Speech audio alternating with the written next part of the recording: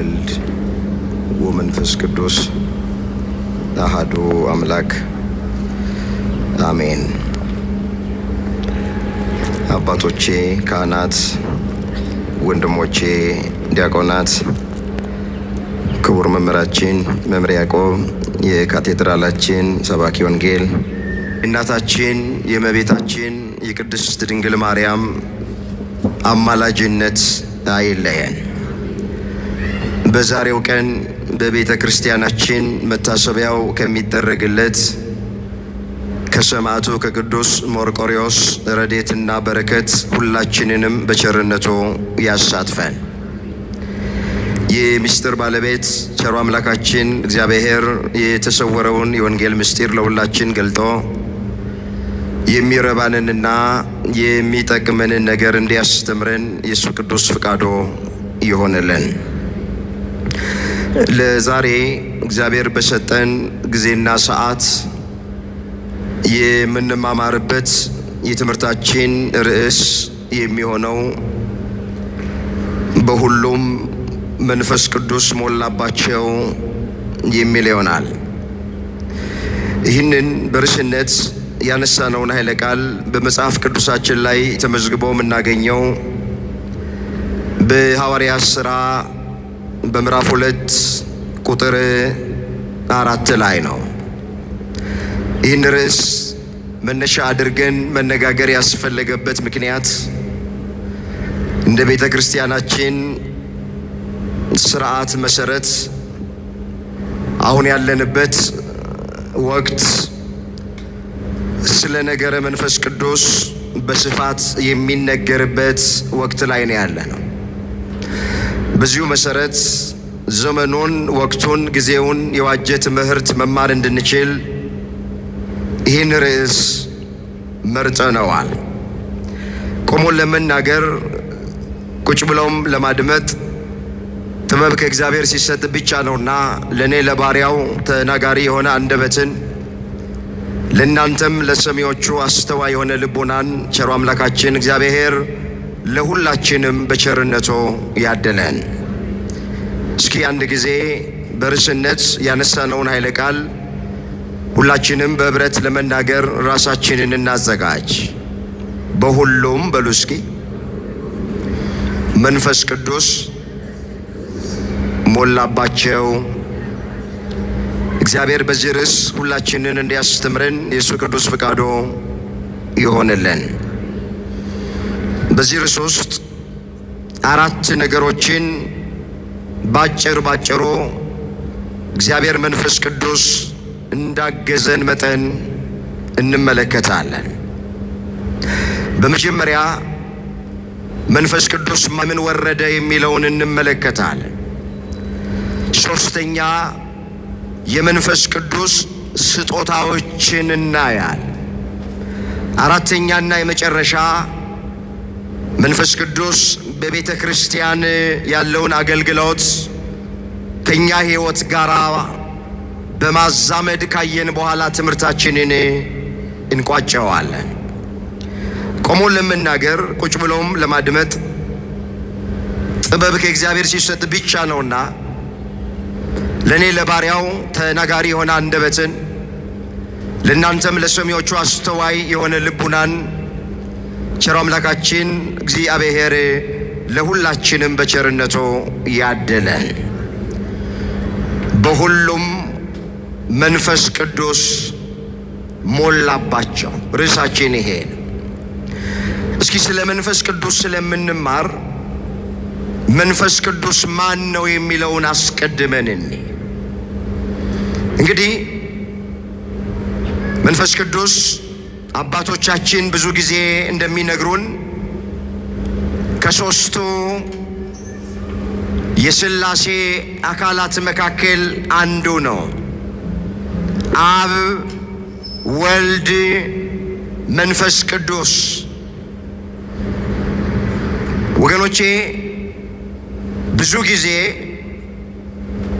ሰዎች መንፈስ ቅዱስ ሲባል የሆነ መንፈስ የሆነ ዝርውና ብትን የሆነ አካል የሌለው ወይም ደግሞ አምላክ የሆነ የማይመስላቸው ሰዎች አሉ። ስለ መንፈስ ቅዱስ ስናነሳ ማስተዋል የሚገባን 3 ነገሮች አሉ። ስንት ነገሮች አልኳችሁ? 3 ነገሮች። አንደኛ መንፈስ ቅዱስ እግዚአብሔር ነው። ሁለተኛ መንፈስ ቅዱስ አካል ያለው ነው። ሶስተኛ መንፈስ ቅዱስ ከአብ የሰረጸ ነው። እስኪ እግዚአብሔር ነው በሉ። አካል ያለው ነው፣ ከአብ የሰረጸ ነው። ስለ መንፈስ ቅዱስ ስናነሳ እነዚህን 3ቱን ነገሮች የግድ ማወቅ አለን። እግዚአብሔርነቱን፣ አካል ያለው መሆኑን፣ ከአብ የሰረጸ መሆኑን። ይሄ በብዙ ስፍራ ላይ በብሉይ ኪዳንም በአዲስ ኪዳንም ተመዝግቦ እናገኛለን።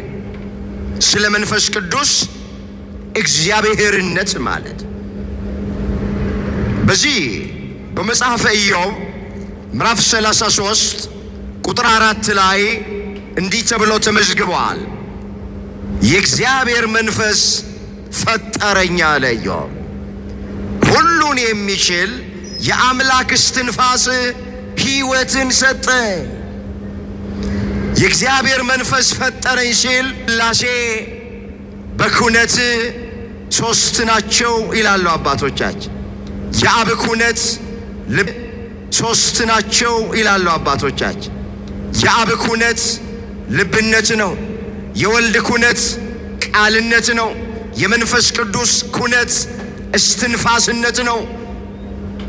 ሥላሴ በአብ ልብነት ያስባሉ፣ በወልድ ቃልነት ይናገራሉ፣ በመንፈስ ቅዱስ እስትንፋስነት ለዘላለም ሕያው ሆኖ ይኖራል። አሁን ኢዮብ የእግዚአብሔር መንፈስ ፈጠረኝ ሲል መንፈስ ቅዱስ ፈጠረኝ እያለ ሁሉን የሚችል የአምላክ እስትንፋስ ሕይወትን ሰጠኝ ሲል የሥላሴ እስትንፋሳቸው መንፈስ ቅዱስ ነው ብለናል። ስለዚህ መንፈስ ቅዱስ ፈጣሪ ዓለማት ነው ማለት፣ መጋቢ ፍጥረታት ነው ማለት። ስለዚህ መንፈስ ቅዱስ ማን ነው ሲባል መንፈስ ቅዱስ ከሥላሴ ከ3ቱ አካላት አንዱ ነው። እግዚአብሔር ነው። አካል ያለው ነው። ከአብ ብቻ የሰረጸ ነው። አዲስ ኪዳን ላይ ይህን ግልጥ የሚያደርግ ስለ መንፈስ ቅዱስ አምላክነት የሚገልጥ አንድ ቃል አንስተን ወደሚቀጥለው አልፋለሁ። በዚህ በሐዋርያት ሥራ በምዕራፍ 5 ቁጥር 1 ጀምሮ አንድ የተመዘገበ ታሪክ አለ። እኔ ባጭሩ አያል ሐናንያና ሰጲራ ስለሚባሉ ባልና ሚስት በሐዋርያት ዘመን የነበሩት ክርስቲያኖች ያላቸውን ሀብት ንብረት እየሸጡ ገንዘባቸውን እያመጡ ከነ ቅዱስ ጴጥሮስ እግር ስር ይጥሉ ነበረ ይላል። የግል የሚሉት ምንም ነገር የላቸውም። በማህበር ነው የሚኖሩት። የሚበሉት የሚጠጡት በማህበር ነው። እነዚህ ባልና ሚስቶች ቤት ነበራቸው።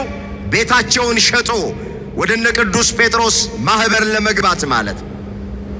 ነገር ግን እንደዚህ ብለው አሰቡ፣ ምናልባት ይሄ ማህበር ሊፈርስ ይችላል።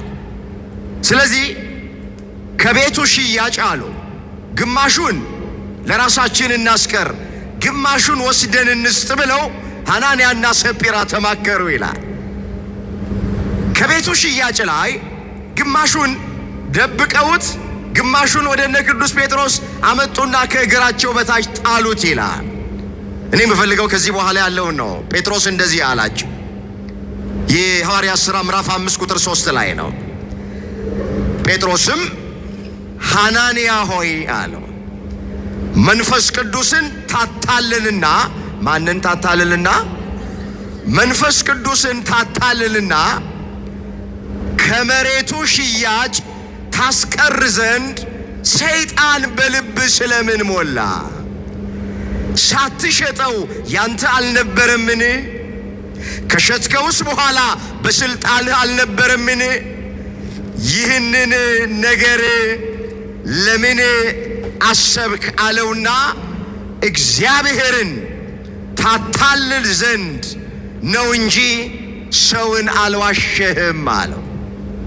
አስተውሉ። ከላይ መንፈስ ቅዱስን ታታልሉ ዘንድ ሰይጣን በልባችሁ ውስጥ ይህንን ሐሳብ ለምን ጨመረ አለ።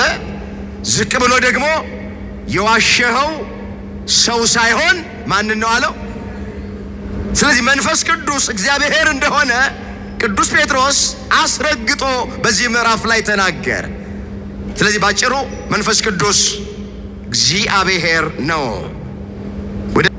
በበዓለ 50 ቀን መንፈስ ቅዱስ ለደቀ መዛሙርቱ ለምን ወረደ?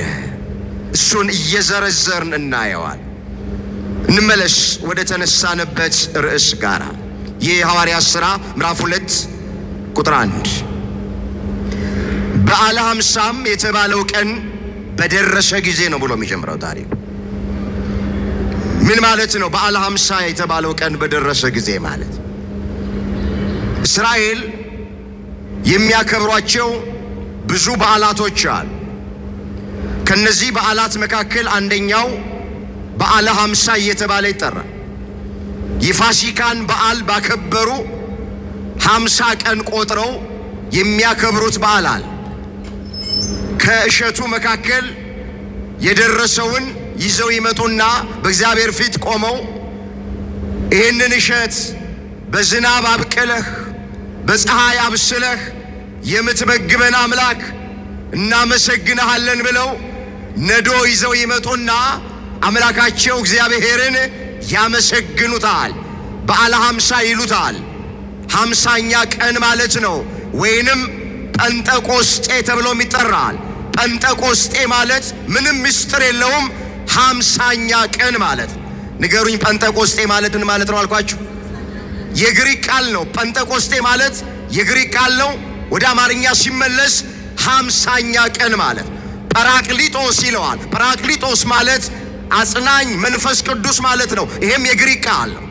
ስለዚህ በዓለ 50 የሚለው እንዳትረሱት፣ እስራኤል የፋሲካን በዓል ካከበሩ በኋላ ከግብፅ የባርነት ቤት የወጡበትን በዓል ማለት ነው። ፋሲካ ማለት 50 ቀን ቆጥረው የሚያከብሩት በዓል አለ። በዓለ ሰዊት ወይም የእሸት በዓልም ተብሎ ይጠራል። ይሄን በዓለ 50 ሲያከብሩ የሚያደርጉት ምንድነው? ከደረሰው እህል መካከል ነዶ እሸት ይዞ ይመጡና እግዚአብሔር ፊት ቆመው ያመሰግናሉ።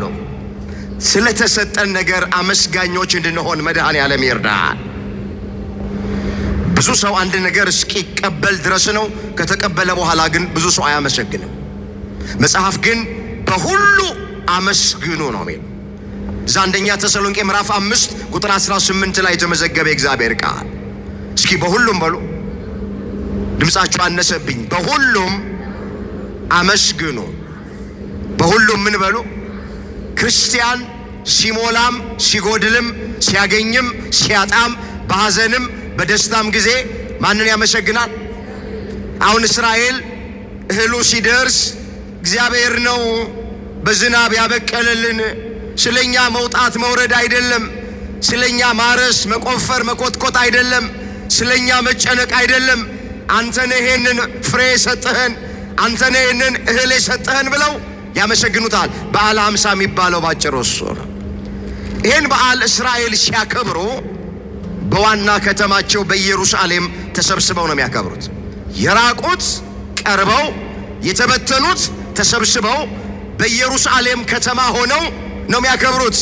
አሁን እኛ የትንሣኤን በዓል ስናከብር፣ የገናን በዓል ስናከብር፣ የአዲስ ዓመት መለወጫን በዓል ስናከብር ለሥራ ክፍለ ሀገር የሄዱት ወንድሞቻችን እህቶቻችን ካሉበት ቦታ ወደ ቤተሰቦቻቸው ጋር መጥተው እንደሚያከብሩት በዓለ 50 የተባለውን በዓል ሲያከብሩ እስራኤላውያን በከተማቸው በኢየሩሳሌም ተሰብስበው ነበር የሚያከብሩት።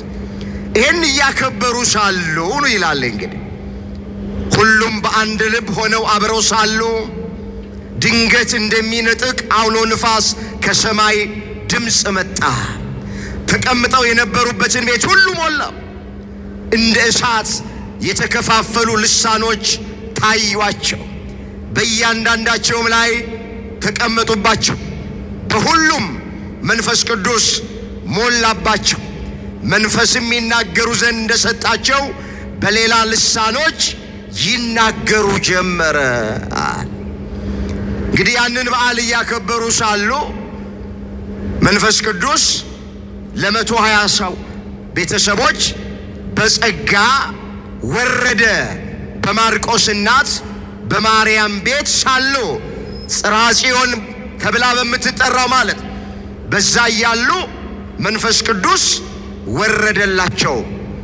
አሁን እኛ የምንመለከተው መንፈስ ቅዱስ ለምንድነው ለደቀ መዛሙርቱ መውረድ ያስፈለገው? እሱን ነው እየዘረዘርኩኝ ማየው። የመጀመሪያ በደቀ መዛሙርቱ ልብ ውስጥ ሐዘን ነበርና ከሐዘናቸው ለማጽናናት መንፈስ ቅዱስ ወርዶላቸዋል።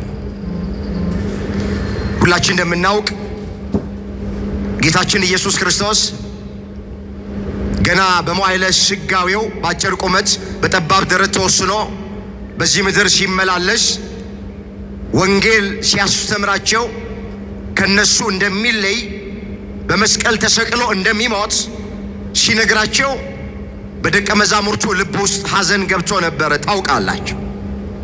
ይህ ታሪክ በማቴዎስ ወንጌል ምዕራፍ 17 ቁጥር 22 ጀምሮ የተመዘገበ ታሪክ። በገሊላም ሲመላለሱ ኢየሱስ የሰው ልጅ በሰዎች እጅ አልፎ ይሰጥ ዘንድ አለው፣ ይገድሉትማል፣ በሦስተኛው ቀን ይነሳል አላቸው። ደቀ መዛሙርቱ ግን እጅግ አዘኑ ይላል። ደቀ መዛሙርቱ እጅግ ምን አሉ? ለምን አዘኑ? እሞታለሁ እለያችኋለሁ ይለናል። እሱ ከሞተ እሱ ከተለየን ስንራብ ማን ያበላናል? ስንጠማ ማን ያጠጣናል? ስንታረዝ ማን ያለብሰናል? ስንታመም ማን ይፈውሰናል? ሁሉን ትተን የተከተልነው እሱን ነው። እንዴት ነው እለያችኋለሁ ሚለን ብለው አዘኑ። ሐዘናቸው የጀመረው እዚህ ጋር ነው። በሌላም ስፍራ ላይ እንዲህ ተብሎ ተጽፏል። የዮሐንስ ወንጌል ምዕራፍ 16 ቁጥር 5 ጀምሮ እመለከታለሁ። ከእናንተ ጋር ስለነበርኩኝ አለ ጌታችን በመጀመሪያ ይህንን አልነገርኳችሁም አላቸው። አሁን ግን ወደ ላከኝ እሄዳለሁ። ወደ ላከኝ ምን እላለሁ? አርጋለሁ ማለቱ ነው። ወደ ላከኝ እሄዳለሁ። ከእናንተ ወዴት ትሄዳለህ ብሎ የሚጠይቀኝ የለም። ነገር ግን ይህንን ስለተናገርኩ ሐዘን በልባችሁ ሞልቷል። እሄዳለሁ ሲላቸው፣ አርጋለሁ ሲላቸው፣ እለያችኋለሁ ሲላቸው ደቀ መዛሙርቱ ልብ ውስጥ ሐዘን ገብቷል። በልባችሁ ሐዘን አለ አለ ጌታ ኢየሱስ ክርስቶስ። ቃሉን አስተውሉት። ዝቅ ብሎ እንደዚህ አላቸው፣ ነገር ግን የኔ መሄድ ይሻላል አላቸው። እኔ ካልሄድኩኝ አጽናኙ ወደ እናንተ አይመጣም፣ መንፈስ ቅዱስ ወደ እናንተ አይመጣም። ነገር ግን እኔ ከሄድኩኝ አለ አጽናኙን እልክላችኋለሁ አላቸው። አጽናኙን ምን እላችኋለሁ? ስለዚህ ለደቀ መዛሙርቱ መንፈስ ቅዱስ በበዓለ ሃምሳ ቀን የወረደበት ምክንያት ምንድነው ስንል በልባቸው ውስጥ ሐዘን ነበርና ሐዘንን አርቆ ከሐዘን ሊያጽናናቸው ነው። የኛ አምላክ ላያደርግ አይናገርም። ከተናገረ ቃሉ በምድር ላይ አይወድቅም። ሐሰት ለባህሪው አይስማማውም። አምላካችን እውነተኛ አምላክ ነው። መንፈስ ቅዱስን እልካለሁ፣ አጽናኙን እልካለሁ፣ ኃይል እስክትለብሱ በኢየሩሳሌም ከተማ ቆዩ ብሏቸው ነበረ። ባረገ በ10ኛው ቀን ከሙታን ተለይተው በተነሳ በ50ኛው ቀን ለ120 ቤተሰብ ጸጋ መንፈስ ቅዱስን ላከ። መንፈስ ቅዱስን ከተቀበሉ በኋላ ደቀ መዛሙርቱ ከሐዘናቸው ተጽናኑ፣ እንባቸው ታበሰ፣ አፋቸው በሳቅ ከንፈራቸው በእልልታ ተሞላ፣ ታሪካቸው ተቀየረ፣ ነገራቸው ተገለበጠ። ክብር ምስጋና ለአምላካችን ለእግዚአብሔር ይሁን። ደቀ መዛሙርቱ እንዳዘኑ አልቀሩ። ለጥቂት ጊዜ ብቻ ነው ያዘኑት። አጽናኙ እስኪመጣ አጽናኙን እስኪቀበሉ ድረስ መንፈስ ቅዱስ እስኪወርድላቸው ድረስ ጥቂት ጊዜ ነው ያዘኑት። መንፈስ ቅዱስን በበዓለ ሃምሳ ቀን ከተቀበሉ በኋላ ሐዘናቸው ለደስታ ተለወጠ። ከሐዘናቸው ተጽናኑ። የደቀ መዛሙርቱን ሐዘን ወደ ደስታ የለወጠ እግዚአብሔር መንፈስ ቅዱስ እኔና እናንተም ሐዘንተኞች ነንና ከሐዘናችን ያጽናናን። አሜን በሉላችሁ። ያለ መንፈስ ቅዱስ መጽናናት አይቻልም። ያለማ ስሙን ጥሩት። ያለማ መጽናናት ያለማ። መቼስ ቤቱ ሐዘን ያልገባ ሰው የለም። እዚህ ውስጥ እናቱን ያጣ ይኖራል፣ አባቱን ያጣ ይኖራል፣ ወንድሙና እህቱን ያጣ ይኖራል። ከዚህ ብንርቅ የሚወደውን ጓደኛው ያጣ ይኖራል። ስለዚህ ሐዘናችን መጠኑ ይለያያል እንጂ ሁላችንም ሐዘንተኞች ነን። እውነት ሐሰት? እውነት።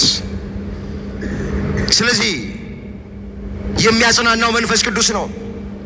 ቤታችን ውስጥ ሐዘን ላይ በነበርን ጊዜ ሊያጽናኑ ይመጡ አንዳንድ ወንድሞች እናቶች ቢጨንቃቸው ካርታ በመጫወት የድሮ ተረት በመተረት ምናምን ለማጽናናት ይሞክራሉ። ሰው በካርታ መጽናናት አይችልም። ሰው በሌላም ነገሮች መጽናናት አይችልም። የሚያጽናናን እግዚአብሔር መንፈስ ቅዱስ ነው። መጽሐፍ እንደዚህ ይላል፣ የማጽናናችሁ እኔ ነኝ ተብሎ ተጽፏል። ኢሳይያስ 51 ቁጥር 12 ላይ የተመዘገበ የእግዚአብሔር ቃል የሚያጽናና እግዚአብሔር ነው። በብዙ ነገር አዝነናል። በኑሮ ጉዳይ ብዙዎቻችን እያዘንን ነው። በቤተ ክርስቲያናችን ጉዳይ እያዘንን ነው። አዎ፣ በሃይማኖታችን ምክንያት ዓይናችን በሚያየው ጆሮአችን በሚሰማው በወገኖቻችን ላይ ክርስቲያኖች ላይ በሚደርሰው ግፍ መከራ በምንሰማ ጊዜ እያዘንን ነው። አንገታችንን እየደፋን ነው። ወገኖቼ ሐዘናችን ይለያያል እንጂ ሁላችንም ሐዘንተኞች ነን። እግዚአብሔር መንፈስ ቅዱስ ከሐዘናችን ያጽናናል። መጽሐፍ እናት ልጆቿ እንደምታጽናና እንዲሁ እኔ አጽናናችኋለሁ፣ በኢየሩሳሌም ውስጥም አጽናናችኋለሁ ተብሎ ተጽፏል። ትንቢተ ኢሳይያስ ምዕራፍ 66 ቁጥር 13 ላይ የተመዘገበ የእግዚአብሔር ቃል። እስኪ ቃሉን አብረን እንበለው። የእግዚአብሔርን ቃል የሚናገር አንደበት ይባረካል። ስለዚህ ለመባረክ ስትሉ ሁልጊዜ ቃሉን ተናገሩ ስትባሉ ነቃ ብላችሁ የመናገር ልምድ ይኖራችሁ። እናት በሉ እስኪ ልጆቿን እንደምታጽናና አጽናናችኋለሁ፣ በኢየሩሳሌም ውስጥ አጽናናችኋለሁ። በምን ውስጥ ወገኖቼ? ኢየሩሳሌም ብንሄድ መጽናናት አንችልም። የመሄድ እድል ቢኖረን እዛ መጽናናት የለም። ኢየሩሳሌም የተባለች ቅድስት ቤተ ክርስቲያን ናት።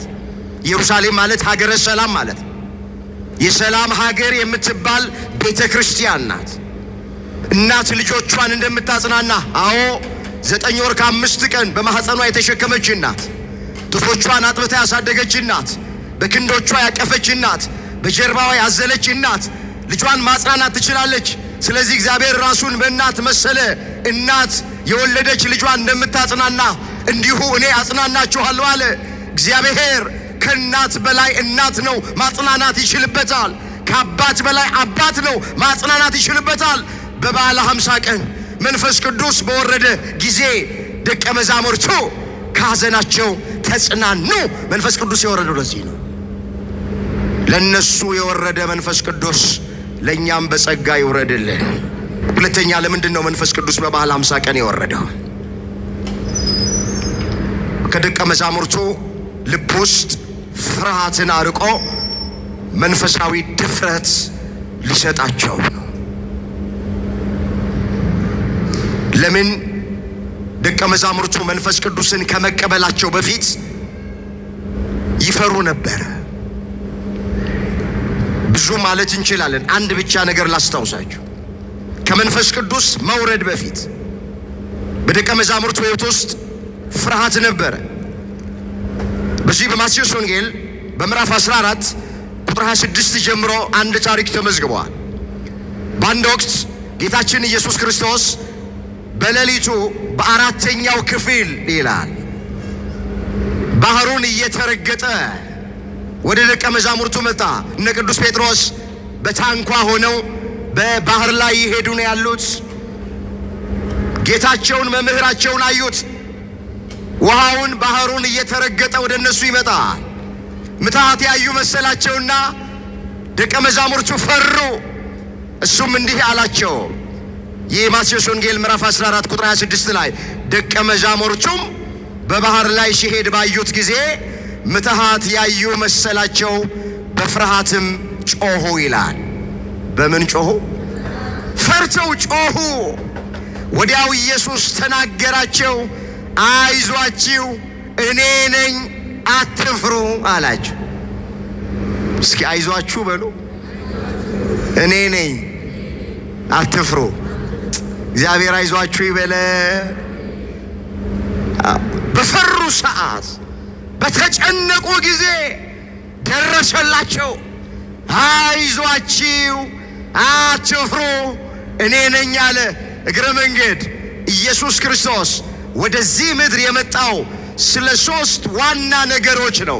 አንደኛ አትፍሩ ብሎ ፍርሃትን ለማራቅ፣ አትጨነቁ ብሎ ከጭንቀት ለማረጋጋት፣ የተቆረጠውን ተስፋ በዘመኑ ከነበሩት ክርስቲያኖች ለማራቅ፣ ተስፋቸውን ለመቀጠል 3 ነገሮችን ይናገር ነበር። አትፍሩ ይል ነበረ፣ አትጨነቁ ይል ነበረ። እንደገና ደግሞ ተስፋቸውን ሊቀጥል ነበር። በተስፋ ደስ ይበላችሁ ይላቸው ነበር። አይዟችሁ እኔ ነኝ አትፍሩ አላቸው።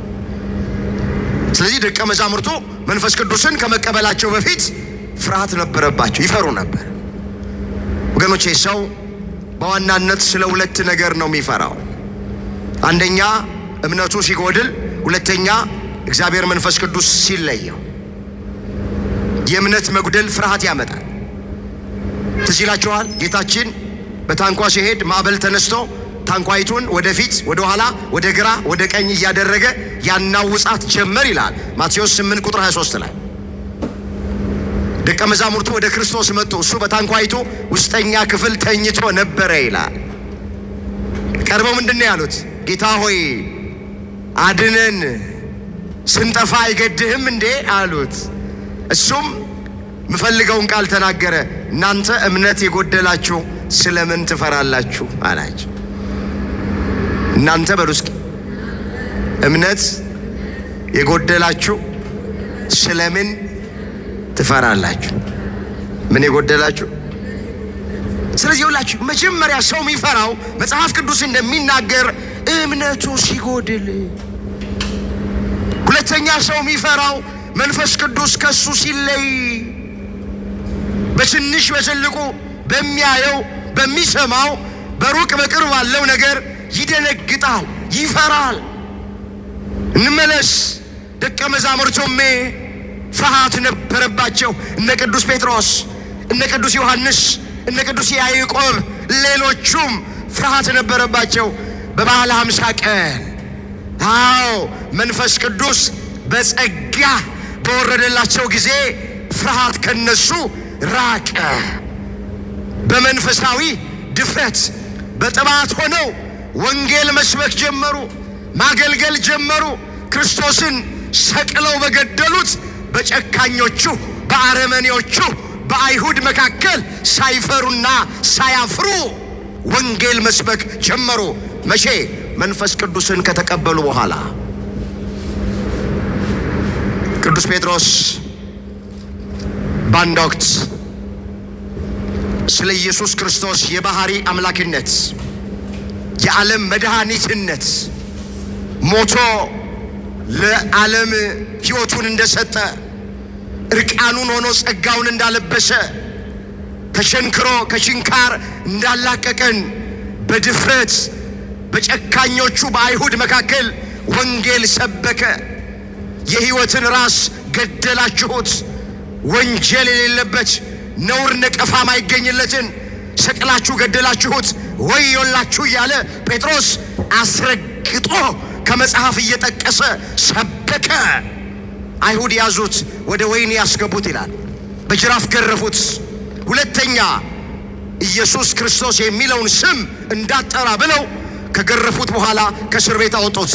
እንደወጣ መስበክ ጀመረ። አትጥራ ያሉትን ስም ደጋግሞ መጥራት ጀመረ።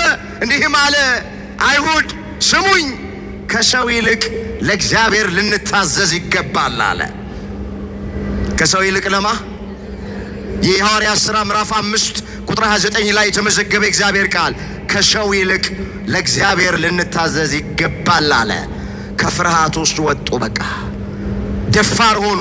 ቅዱስ ጳውሎስ እንደተናገረ ከክርስቶስ ፍቅር የሚለየኝ ማን ነው አለ። መከራ ነው፣ ሰይፍ ነው፣ ስደት ነው፣ አውራቁትነት ነው። ቀኑን ሙሉ ስላንተ እንገደላለን፣ እንደሚታረዱ በጎች ተቆጠርን አለ። ሮሜ 8 ቁጥር 35 ላይ የተመዘገበ እግዚአብሔር መንፈስ ቅዱስን ከተቀበሉ በኋላ በድፍረት ወንጌልን መስበክ ጀመሩ። ፍርሃት ከነሱ ራቅ።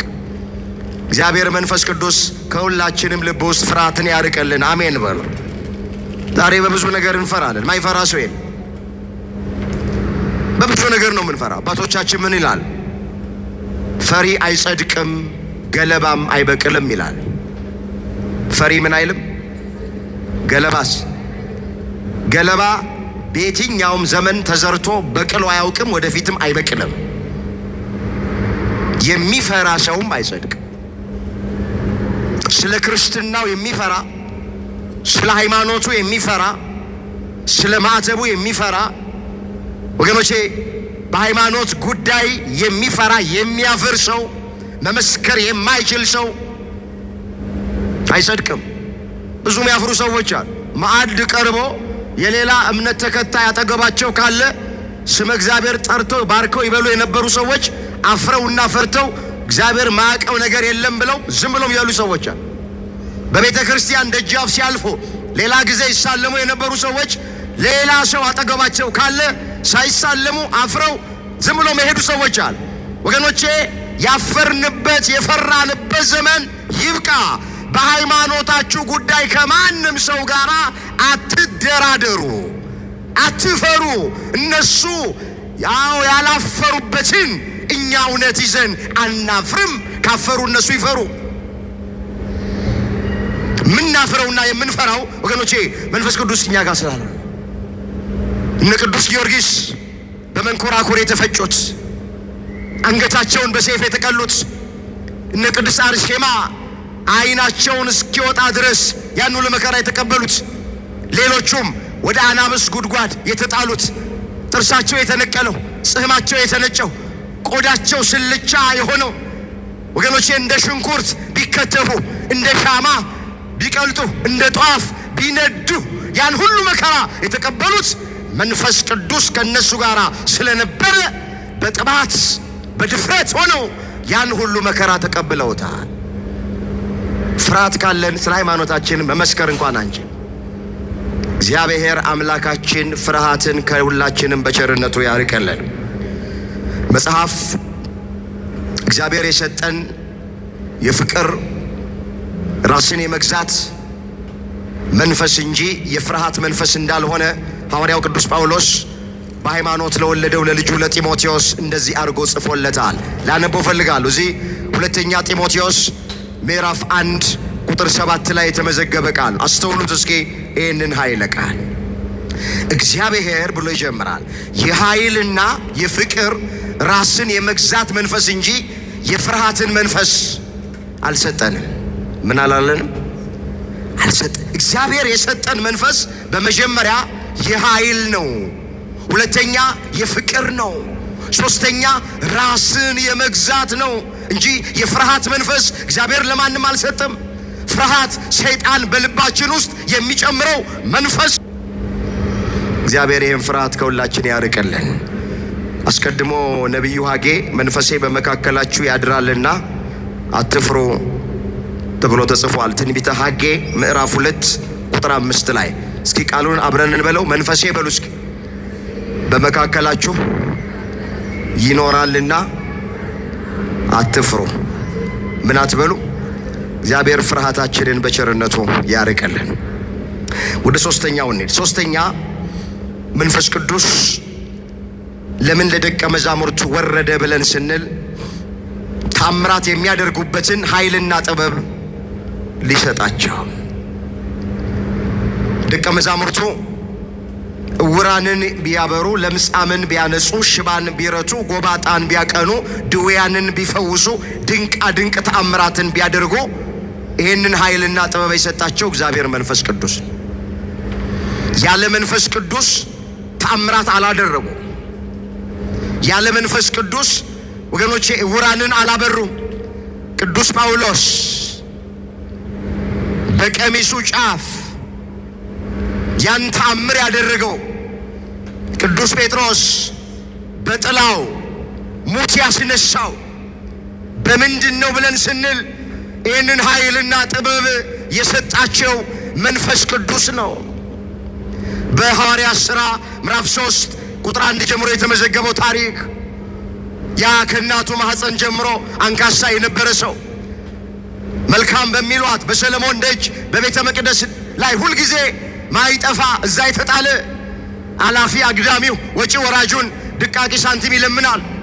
አንድ ቀን ቅዱስ ጴጥሮስ ከዮሐንስ ጋር ለጸሎት ወደ መቅደስ ሲገባ ደጃፉ ላይ ይሄ ከእናቱ ማኅፀን ጀምሮ አንካሳ የሆነውን ሰው አገኘው። ይሄም ሰው ብርና ወርቅ እንዲሰጡት ጴጥሮስና ዮሐንስን ለመነ። ጴጥሮስ እንደዚህ አለው፣ ወደኛ ተመልከት አለው። ብርና ወርቅ የለንም አለው፣ ነገር ግን ያለንን እንሰጥሃለን። በናዝሬቱ በኢየሱስ ክርስቶስ ስም ተነስና ተመላለስ አለው። ስሙን ጠራበት። ወዲያው ወገቡ ቀና፣ ቁርጭምጭሚቱ ጸና፣ ተነስቶ ዘለለ፣ ተፈወሰ ይላል። ክብር ምስጋና ለአምላካችን ለእግዚአብሔር ይሁን። ቅዱስ ጴጥሮስ ይህንን ከእናቱ ማኅፀን ጀምሮ አንካሳ የነበረውን ሰው የፈወሰው በእግዚአብሔር መንፈስ ቅዱስ ነው። ኃይሉን የሰጠው፣ ጥበቡን የሰጠው፣ ሀብተ ፈውስን የሰጠው መንፈስ ቅዱስ ነው። ዛሬም በዘመናችን በቤተ ክርስቲያናችን ውስጥ እግዚአብሔር ጸጋውን ያበዛላቸው፣ ሀብተ ፈውስ የሰጣቸው፣ ጸበል አጥብቀው በመስቀል አሻሽተው እምነቱን ቀብተው እፍ ብለው የሚፈውሱ ብዙ አባቶቻችን አሉ። እውነተኞች አሉ፣ በዚያው ልክ ደግሞ ሐሰተኞችም አሉ። መጽሐፍ መንፈስን ሁሉ አትመኑ፣ መናፍስት ከእግዚአብሔር ሆነው እንደሆነ መርምሩ ይላል። እዛ አንደኛ ዮሐንስ መልእክት ምዕራፍ 4 ቁጥር 1 ላይ የተመዘገበ ቃል። እስኪ መንፈስን ሁሉ በሉ አትመኑ፣ መናፍስት ከእግዚአብሔር ሆነው እንደሆነ መርምሩ። መንፈስን ሁሉ አትመኑ ይላል። ዛሬ እፈውሳለሁ፣ አድናለሁ፣ ልጅ እሰጣለሁ፣ ጤናን እመልሳለሁ፣ ንግድን እባርካለሁ ምናምን የሚል ሁሉ እውነተኛ አይደለም። ስንት ጫወታ አለ። በሰው ሕይወት የሚቀልዱ አሉ። ስንቱ እጁ ታስሮ ቤቱ የቀራለ፣ ስንቱ እግሩ ታስሮ ቤቱ የቀራለ፣ ስንቱ ጤናቶ ቤቱ የቀራለ፣ ስንቱ የአጋንንት መጫወቻ አድርገውታል መሰላችሁ። ሁሉ እውነተኛ መሰላችሁ። አጠምቃለሁ የሚል፣ ጸበል ረጫለሁ የሚል፣ እጸልያለሁ የሚል፣ እደግማለሁ የሚል፣ ልድገምላችሁ እያለ እኮ የሚደግምብን ስንት አለ። ፊት ማይቶ ፊት ላይ ግንባር ላይ አልተጻፈም። ይሄ ቀሚስ መርካቶ ይሸጣል፣ መስቀሉ መርካቶ ይሸጣል፣ ጥምጥሙ መርካቶ ይሸጣል፣ ሁሉ ነገር መርካቶ ይሸጣል። እውነተኛና እውነተኛ ያልሆኑትን አባቶቻችሁንም ለዩ። እንደ ጠፍ ከብት የተነዳንበት ዘመን ይብቃ። ሃይማኖት የሚያሰድቡ፣ እውነተኛ አባቶችን የሚያስነቅፉ፣ ቤተ ክርስቲያናችንን የሚያሰድቡ ስንቶች ያሉ መሰላችሁ? ደቀ መዛሙርቱ ግን በእውነተኛው መንፈስ፣ በጽድቅ መንፈስ፣ በመንፈስ ቅዱስ ኃይል፣ በመንፈስ ቅዱስ ጥበብ ድንቃ ድንቅ ታምራቶች አደረጉ። ዛሬም ይህንን ጥበብ እግዚአብሔር ይሰጣል፣ አያልቅበትም። ሰጥቶስ ለአባቶቻችን ይህንን ደቀ መዛሙርቱ የነበራቸውን ሀብተ ፈውስ በቸርነቱ ያደለልን። ስንት በአጋንንት የታሰራል፣ ጸበል ለጸበር የሚዞር መዳን ያቃተው፣ ትዳሩ የተበላሸበት፣ ስራው የተበላሸበት ጤናውን ያጣ ስንት አለ መሰላችሁ። በአጋንንት አሰራር ማለት ነው። ቤት ይቁጠረው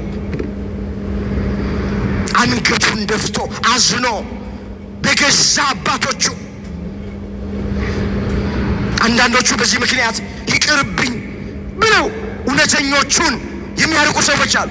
በሐሰተኞቹ እውነተኞቹ እየተጠሉ ነው ያሉት። ሁሉን ገልጦ ማየት ያስፈልጋል። እንመለስ እንዳይሰፋብ መንፈስ ቅዱስ የወረደላቸው ለደቀ መዛሙርቱ ኃይል፣ ጥበብ፣ የመፈወስ ታምራት የማድረግ ኃይል፣ ጥበብ ሊሆናቸው ነው። አራተኛውን እንመልከት። ለምን መንፈስ ቅዱስ ለደቀ መዛሙርቱ ወረደ? አዲስ ቋንቋ ሊገልጥላቸው ወይም አዲስ ልሳን ሊሰጣቸው።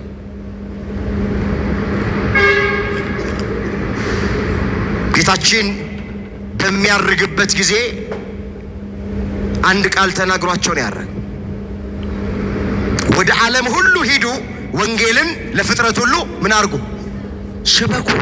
ማርቆስ 16 ቁጥር 15 ወደ ዓለም ሁሉ ሂዱ ነው ያላቸው። ከፀሐይ መውጫ እስከ ፀሐይ መጥለቂያ ማለት ወንጌልን ለፍጥረት ሁሉ ስበኩ። ወንጌል ለአንድ ሀገር፣ ለአንድ ጎሳ፣ ለአንድ ቋንቋ ተናጋሪ ብቻ አይደለም። የእግዚአብሔር ፍቃድ ከፀሐይ መውጫ እስከ ፀሐይ መጥለቂያ ከዳር እስከ ዳር ማለት ነው። ወንጌልን እንዲሰብኩ ነው የታዘዙት። ዓለምን ሁሉ ዞረው እንዲያስተምሩ ነው የታዘዙት። እነሱ ደግሞ ዕብራውያን ናቸው። የሚናገሩት አንድ ዕብራይስጥ ቋንቋ ነው። ዓለምን ዞረው ለማስተማር የዓለምን ቋንቋ ማወቅ አለባቸው። ሁሉም የሚናገሩት ዕብራይስጥ ቋንቋ ነው። እንዴት ነው ያችን ዕብራይስጥ ቋንቋ ይዘው ዓለምን ዞረው ማስተማር የሚችሉት? ማን ይሰማቸዋል? ዕብራውያን የሆኑ ብቻ ናቸው የሚሰሟቸው እንጂ ሌላ ቋንቋ ተናጋሪዎች በራሳቸው ቋንቋ ካላስተማራቸው፣ ካልሰበኳቸው ሊረዷቸው አይችሉም። ስለዚህ መንፈስ ቅዱስ በወረደ ጊዜ አንድ ቋንቋ ይናገሩ የነበሩ ደቀ መዛሙርት 71 ቋንቋ ተጨመረላቸውና 72 ቋንቋ መናገር ጀመሩ። ክብር ምስጋና ለአምላካችን ለእግዚአብሔር ይሁን። ስንት ቋንቋ ተጨመረላቸው? ይኸውላችሁ አሁን 72 ቋንቋ ይናገሩ ነበረ ማለት 72 ቋንቋ ብቻ ማለት አይደለም። በዚያ ዘመን በዓለም ላይ ይነገር የነበረው ቋንቋ 72 ስለሆነ ነው እንጂ መንፈስ ቅዱስ በወረደ ጊዜ ደቀ መዛሙርቱ በደረሱበት በዓለም ላይ ባለው ሁሉ ቋንቋ ይናገሩ ነበር። መንፈስ ቅዱስ አይገደብም፣ አይወሰንም። ይህን ያክል ቋንቋ ብቻ ነው የገለጠውም አይባልም። በሁሉም አገር ቋንቋ ተናግረዋል ደቀ መዛሙርቱ። ለዚህ ጥሩ ማስረጃችን ወደ ርዕሳችን ጋር እንምጣ። የሐዋርያት ሥራ ምዕራፍ 2 ቁጥር 5 ጀምሮ እመለከታለሁ። እንደዚህ ይላል፣ ከሰማይ በታች ካለው ሕዝብ ሁሉ በጸሎት የተጉ አይሁድ በኢየሩሳሌም ይኖሩ ነበረ። ይህ ድምፅ በሆነ ጊዜ ሕዝብ ሁሉ ተሰብስበው እያንዳንዱ በገዛ ቋንቋው ሲናገር ይሰማ ስለነበረ የሚሉትን አጡ። ተገርመውም ተደንቀውም እንደዚህ አሉ፣ እነዚህ የሚናገሩት ሁሉ የገሊላ ሰዎች አይደሉምን? እኛም እያንዳንዳችን የተወለድንበትን የገዛ ቋንቋችንን እንዴት እንሰማለን? የጳርቴና የሜድ የኤላማጤ ሰዎች በሁለት ወንዝ መካከል በይሁዳ፣ በቆጶዶቅያ፣ በጳንጦስ፣ በእስያ፣ በፍርጊያ፣ በጵንፍልያ፣ በግብፅ፣ በቀሬና በኩል ባሉት በሊቢያ ወረዳዎች የምንኖር በሮሜም የምንቀመጥ አይሁድም ወደ ይሁዲነት የገባን የቀርጤስና የአረብ ሰዎች የእግዚአብሔርን ታላቅ ሥራ በልሳኖቻችን ሲናገሩ እንሰማቸዋለናል። በምኖቻችን? ልሳን ማለትን ማለት ነው ቋንቋ። ይኸውላችሁ ልሳን ምንም ምስጢር የለውም። ልሳን ማለት ቋንቋ ማለት። ልሳን ማለትን ማለት ነው አልኳችሁ። ቋንቋ ግን ከእናት ከአባታችን ያላገኘ ነው፣ በልምምድ ያላገኘ ነው፣ ያልተወለድንበት፣ አፋችንን ያልፈታንበት፣ እግዚአብሔር ለአገልግሎት የሚሰጠን አዲስ ቋንቋ በመጽሐፍ ቅዱስ ልሳን እየተባለ ደግመዋል። አፋችንን ያልፈታንበት ነው፣ በልምምድ ያላገኘነው ነው፣ በትምህርት ያላገኘነው ነው። እግዚአብሔር ለአገልግሎት ዝም ብሎ የሚሰጠን ቋንቋ እሱ ልሳን ተብሎ ይጠራል። ግን ይሄ ልሳን ትርጉም አለው። ምን አለው? ትርጉም አለው። ባለቤት አለው። ምን አለው? ባለቤት አለ እንጂ ዝም ብሎ አሁን በጎረቤታችን ውስጥ ያሉ ወንድሞች እናቶች፣ አንዳንድ ምስኪኖች እንደሚናገሩት ቃላት እየደጋገሙ የሚናገሩት እሱ ልሳን አይባል። እሱ ያጋንንት ቋንቋ ነው። ትርጉም የለውም ወገኖቼ፣ ባለቤትም የለውም። እሱ አይደለም ልሳን ማለት። አንዳንድ ሰዎች የሚቀልዱ ሰዎች አሉ፣ እንመጣበታለን። እንደዚህ ይላል፣ በገዛ ልሳኖቻችን የእግዚአብሔርን ድንቅ ሥራ የእግዚአብሔርን ታምራት እንዴት ይናገራሉ? እነሱ ዕብራውያን ናቸው፣ የሚናገሩት ዕብራይስጥ ነው። የእኛን ቋንቋ የእኛን ልሳን እንዴት ሊናገሩ ቻሉ አሉና ያንን በዓል የሚያከብሩት አይሁድ ተደነቁ ይላል፣ ተገረሙ ይላል። አንዳንዶቹም እንደዚህ ያሉ፣ አይ የወይን ጠጅ ጠጥተው ሰክረው ነው አሏቸው። ምን ብለው ነው? ሰክረው ነው። በአዲስ ቋንቋ የሚናገሩት ጉሽ የወይን ጠጅ ጠጥተው ሰክረው ነው አሏቸው። መቼስ የሰከረ ሰው እንኳን አዲስ ቋንቋ ሊናገር ይቅርና የሚያቃትንም ቋንቋ አሳክቶና አስተካክሎ መናገር ይችላል ይችላል እንዴ? የሰከረ እንዴት አድርገው ነው አዲስ ቋንቋ ከየት ይመጣለታል? ግን አይሁድ ጠማሞች ስለሆኑ የእግዚአብሔርን ድንቅ ሥራ የመንፈስ ቅዱስን ሥራ መመስከር አቅቷቸው ምን አሉ? ደቀ መዛሙርቱ ሰክረው ነው፣ የወይን ጠጅ ጠጥተው ነው በአዲስ ቋንቋ የሚናገሩት በልሳን የሚናገሩት ብለው አፌዙባቸው።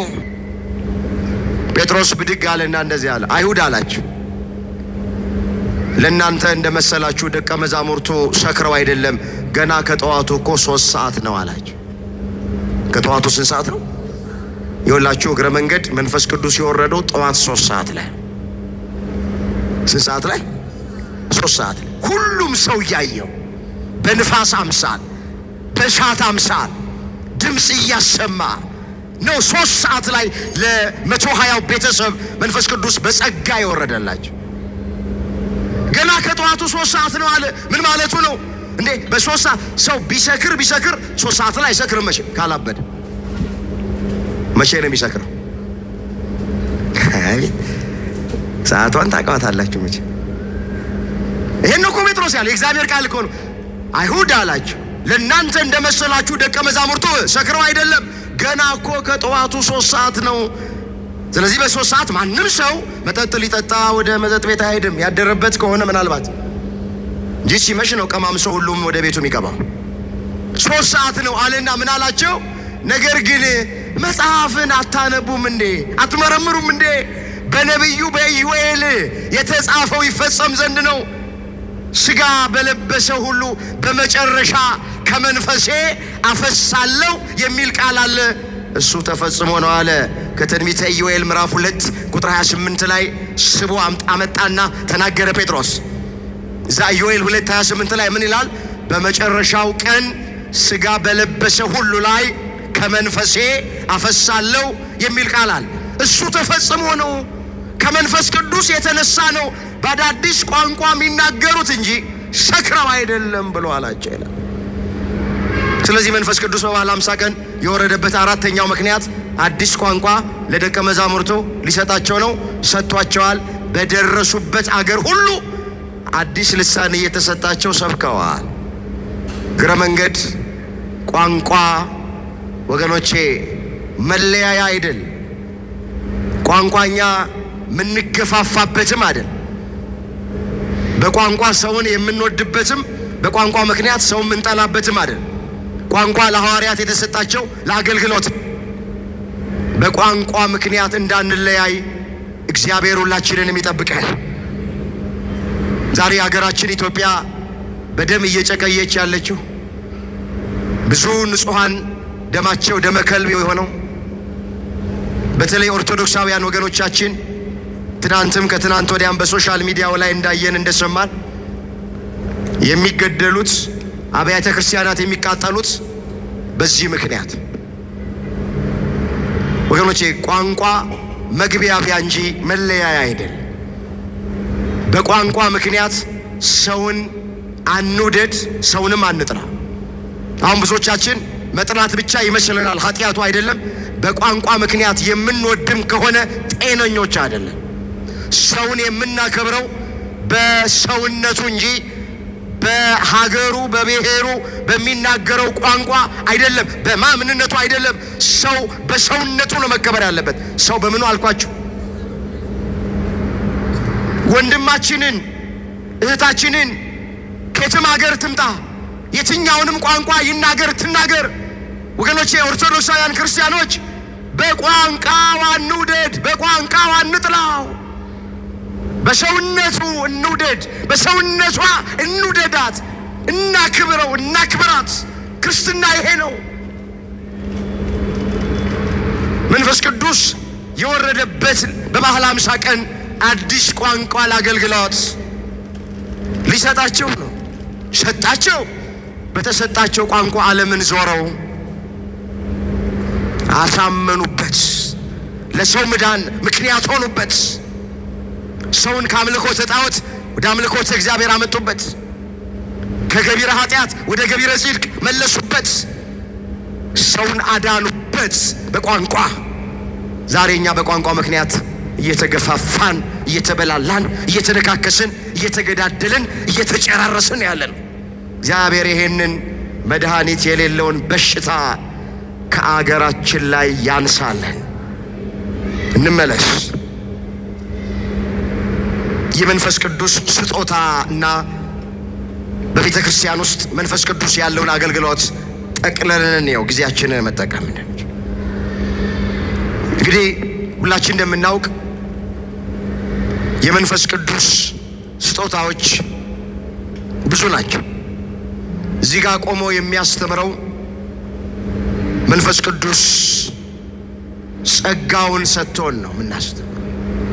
የሚዘምረው የመዘመሩን ጸጋ የሰጠው መንፈስ ቅዱስ፣ መርሃ ግብር የሚመራው ያንን ጸጋ የሰጠው መንፈስ ቅዱስ፣ ከበሮ ምንመታው ከበሮ የመምታቱን ጸጋ እግዚአብሔር መንፈስ ቅዱስ ሰጠን። መቅደስ ገብተን ተንሱ ጸልዩ ብለን ብንቀድስ ስለተማርን አይደለም። ያንን ጸጋ የሰጠን መንፈስ ቅዱስ ነው። የመንፈስ ቅዱስ ስጦታዎች ብዙ ናቸው። ቁጭ ብሎ መማር የመንፈስ ቅዱስ ስጦታ ነው፣ ጸጋ ነው። ያለ መንፈስ ቅዱስ ማስተማር አይቻልም። ብናስተምርም ከምናድነው ምንገለው ይበልጣል። ያለ መንፈስ ቅዱስ መዘመር አይቻልም። ብንዘምርም ሰው አይታነጽም፣ ሰው አይጽናናም። በጠቅላላ ያለ መንፈስ ቅዱስ ማገልገል አይቻልም። ብናገለግልም ሰው ማትረፍ አንችልም። አንደኛ ቆሮንቶስ ምዕራፍ 12 ቁጥር 4 ጀምሮ እስኪ ተመልከቱ። እንደዚህ ይላል፣ የጸጋ ስጦታ ልዩ ልዩ ነው፣ መንፈስ ቅዱስ ግን አንድ ነው። እግዚአብሔር መንፈስ ቅዱስ ግን አንድ ነው። አገልግሎት ልዩ ልዩ ነው። ጌታ አንድ ነው። ጌታ እግዚአብሔር አንድ ነው። አሰራርም ልዩ ልዩ ነው። ሁሉን በሁሉም ያደርግ እግዚአብሔር ግን አንድ ነው። ነገር ግን አለ መንፈስ ቅዱስን መግለጥ ለእያንዳንዱ ለጥቅም ይሰጠዋል። ለአንዱ ጥበብ መናገር በመንፈስ ይሰጠዋል። ለአንዱ በዚያው መንፈስ እውቀትን መናገር ይሰጠዋል። ለአንዱ በዚያው መንፈስ እምነት፣ ለአንዱ የመፈወስ ስጦታ፣ ለአንዱ ታምራት ማድረግ፣ ለአንዱ ትንቢት መናገር፣ ለአንዱ መናፍስትን መለየት፣ ለአንዱ በልዩ አይነት ልሳን መናገር፣ ለአንዱ በልሳን የተናገረውን መተርጎም። ይህን ሁሉ ግን አንዱ መንፈስ ቅዱስ ለእያንዳንዱ ለብቻው ይሰጠዋል አለ። የመፈወስ ጸጋ እግዚአብሔር መንፈስ ቅዱስ ነው የሚሰጠው። ባካችሁ ታምራት የማድረግ መናፍስት የመለየት ማስተማር፣ መዘመር፣ መቀደስ፣ ቁጭሎ መማር፣ ሂዱበት እናንተ። ሁሉም የመንፈስ ቅዱስ ስጦታ ነው። የማስጦታ ነው የመንፈስ ቅዱስ ስጦታ። መንፈስ ቅዱስ ካልሰጠን ስለተማረን ብቻ ወገኖቼ ማገልገል አንችልም። ጸጋውን እግዚአብሔር መንፈስ ቅዱስ መስጠት አለበት። አንድ መጽሐፍ ምን ይላል? ልጁ ማስተማር ይፈልጋል፣ መስበክ። ሁልጊዜ ጉባኤ ቁጭ ብሎ የሚካፈል ነው። ሁልጊዜ ግን ቁጭ ብሎ መቼ ነው አንድ ቀን እዛ አትሮኖሱ ላይ ቆሜ ይሄንን ህዝብ በእግዚአብሔር ቃል ልክ ልኩን የምነግረው መቼ ነው ብሎ ያስባል። ያለ ጸጋው ማለት እና ጓደኛው ሰባኪ ነው፣ አንድ ቀን ጓደኛው ጋር ሄደና ምን አለው? እባክህ መስበክ እፈልጋለሁና ከመጽሐፍ ቅዱስ ላይ ርዕስ ስጠኛል። ምን ስጠኝ? ርዕስ። እነሆ በቶሎ እመጣለሁ ብለህ ስበክ አለው። እዛ ራዕየ ዮሐንስ ላይ ካለው አነሳና በዚህ ርዕስ ስበክ ብሎ ሰጠው። ያችን በቃሉ ያዘ። 2-3 ጥቅሶችን አጠናናና አውደ ምሕረት ላይ ወጣ ለማስተማር። ምዕመናን አለ ወደ ቀኝ ዞር። ዛሬ የምንማርበት የትምህርታችን ርዕስ እነሆ በቶሎ እመጣለሁ የሚል ነው አላቸው። ወደ ግራም ዞረና ዛሬ የምንማርበት የትምህርታችን ርዕስ እነሆ በቶሎ እመጣለሁ የሚል ነው አላቸው። እቺ እንደተናገረ የማይኩ ገመድ ጠለፈውና ከፍ ካለ ቦታ ላይ ወደ ታች ወደቀ። ሲወድቅ አትሮኖሱ ስር የተቀመጡ በእድሜ ገፉ አንድ እናት አሉ። እሳቸው ላይ ነው ወደቀባቸው። ይቅርታ እናቴ ገመዱ ጠልፎኝ ነው አላቸው። እኚህ እናት ምን አሉት ለመምህሩ? አንተማ ቶሎ እመጣለሁ ብለህ ነግረኸኝ ነበር፣ ሳልዘጋጅ መጣህብኝ እንጂ። ምን ሳልል? ሰው ሳይሰጠው ሲያገለግል፣ ያለ ስጦታው ያለ ጸጋው ሲያገለግል ከሚያቀርበው የሚያርቀው ይበልጣል። ከሚያድነው የሚገለው ይበልጣል። ሌላ አንድ የሚባል አለ። በዚህ በነሐሴ በእመቤታችን ሱባኤ በፍልሰታው ላይ አንድ ትልቅ ሰው ድምፁ አያምርም እና ከፍ አድርጎ ድምፁን ግን ይሄ ንኢ ማርያም የሚለውን ያዜመዋል። በጣም እየጮኸ ከሌሎች አባቶች በጣም እየጮኸ ያውካል። እና አጠገቡ አንድ የቆሙ ሊቅ አሉ። ድምፃቸው እሳቸው ያምራል፣ ግን አይጮህም፣ ዝም ብለው ነው የሚሰሙት። እና ተው ቢሉት እምቢ አለ፣ ይጮሃል። ንኢ ማርያም እያለ ይጮሃል። ሰሙና ምን አሉኝ አባት፣ እንኳን ማርያም ልትመጣ እኔም መሄዴ ነው አሉት።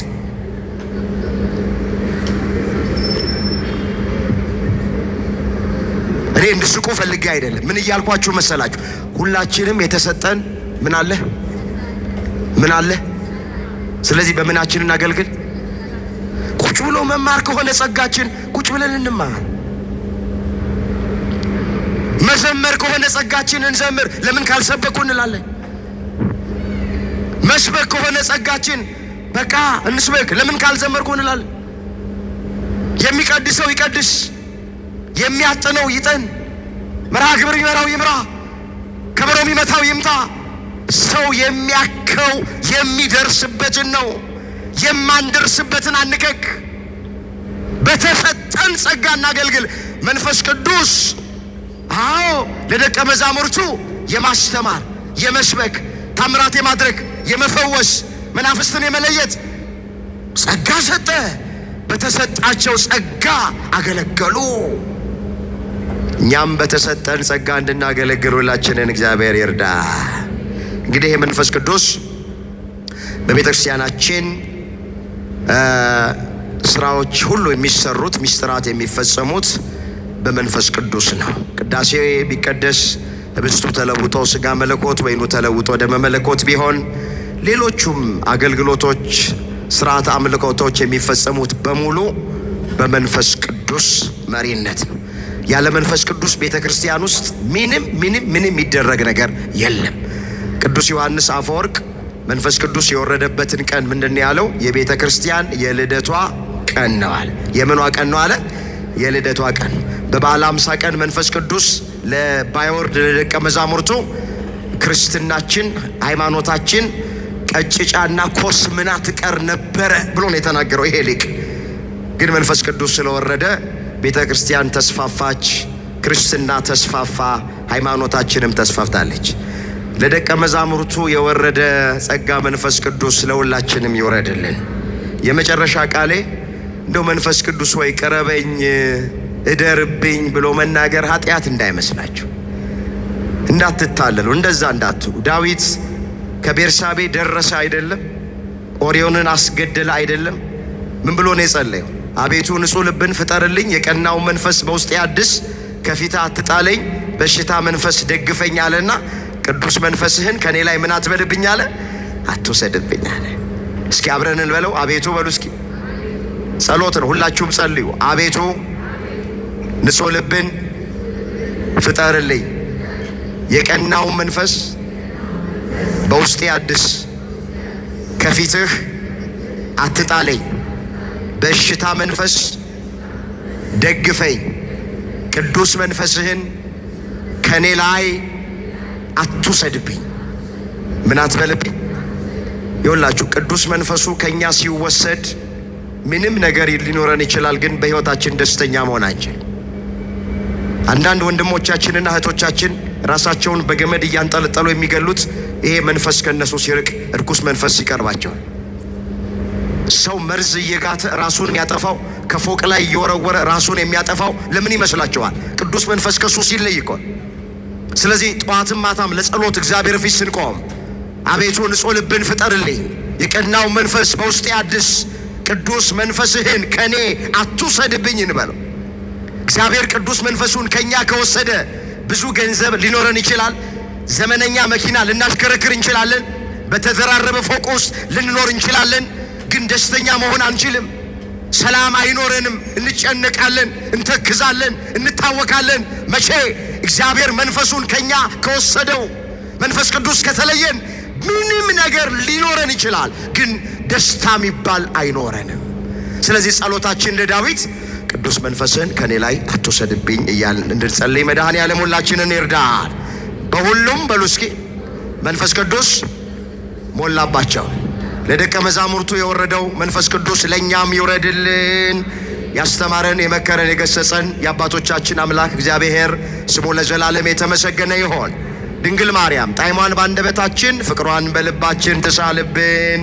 እግዚአብሔር ጉባኤያችንን ያስፋልን።